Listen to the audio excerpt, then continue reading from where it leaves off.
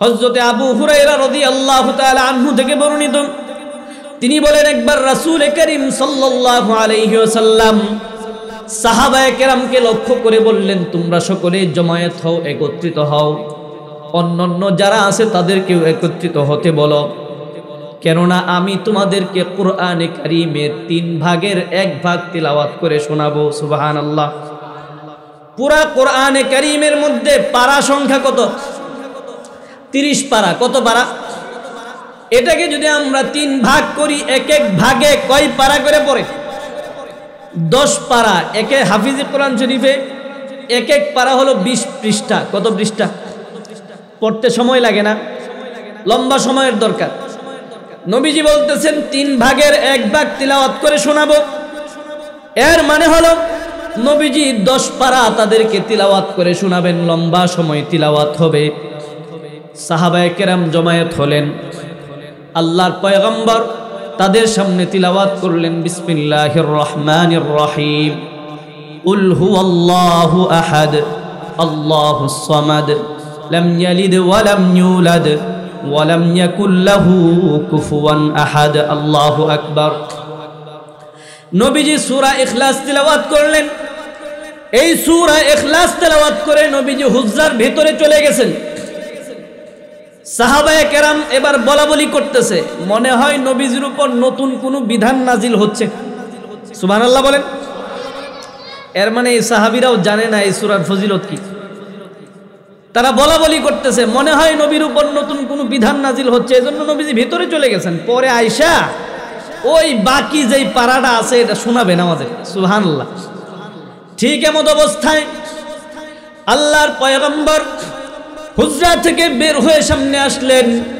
এসে তাদেরকে লক্ষ্য করে বললেন, এ আমার সাহাবায়ে কেরাম, আমি তোমাদেরকে বলেছিলাম কোরআনে কারীমের 3 ভাগের 1 ভাগ তোমাদেরকে আমি তিলাওয়াত করে শোনাবো। ও আমার সাহাবীরা, এই যে সূরা ইখলাস আমি তিলাওয়াত করলাম, এই সূরা ইখলাস হলো তা'দিলু সুলুসাল কোরআন, কোরআনে কারীমের 3 ভাগের 1 ভাগ। সুবহানাল্লাহ। এর মানে হলো আল্লাহর কোন বান্দা যদি সূরা ইখলাস একবার তিলাওয়াত করে, কোরআনে কারীমের 10 পারা তিলাওয়াত করলে যেই পরিমাণে সওয়াব হয়, রব্বুল আলামিন বান্দার আমলনামায় ওই পরিমাণে সওয়াব দান করবেন। সুবহানাল্লাহ। এটা লাভজনক ব্যবসা না লস? লাভ কম না বেশি? আমার বন্ধুগণ, শুধু তাই না, কোন বান্দা যদি 3 বার সূরা ইখলাস তেলাওয়াত করে নবীজির ভাষায়, ওই বান্দা পুরা কোরআনে কারীম তিলাওয়াত করলে যেই পরিমাণে সওয়াব হতো, রব্বুল আলামিন তার আমলনামায় ওই পরিমাণে সওয়াব লিখে দিবেন। এটা লস না, অনেক লাভজনক ব্যবসা। সুবহানাল্লাহ। শুধু তাই না, আমার বন্ধুগণ, আপনার আমার পয়গম্বর সাইয়্যিদুনা হযরতে মুহাম্মদুর রাসূলুল্লাহ সাল্লাল্লাহু আলাইহি ওয়াসাল্লাম বলেছেন, যে ব্যক্তি 10 বার সূরা ইখলাস তিলাওয়াত করবে, এ কুল হুয়াল্লাহ এই সূরা কয়বার তিলাওয়াত করবে? 10 বার যদি তিলাওয়াত করা হয়, নবীজি বলেন জান্নাতের মধ্যে ওই বান্দার জন্য অট্টালিকা তৈরি করা হবে। সুবহানাল্লাহ। বড় বিল্ডিং, প্রাসাদ নির্মাণ করা হবে। আল্লাহু আকবার।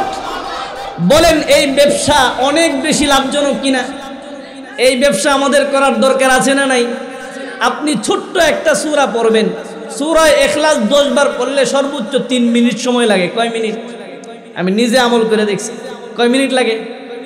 3 মিনিটে আপনি জান্নাতের মতো জায়গা, ওই জায়গায় আপনি বড় বিল্ডিং এর মালিক হবেন। আপনি বুঝতে পারেন কত লাভজনক ব্যবসা এটা।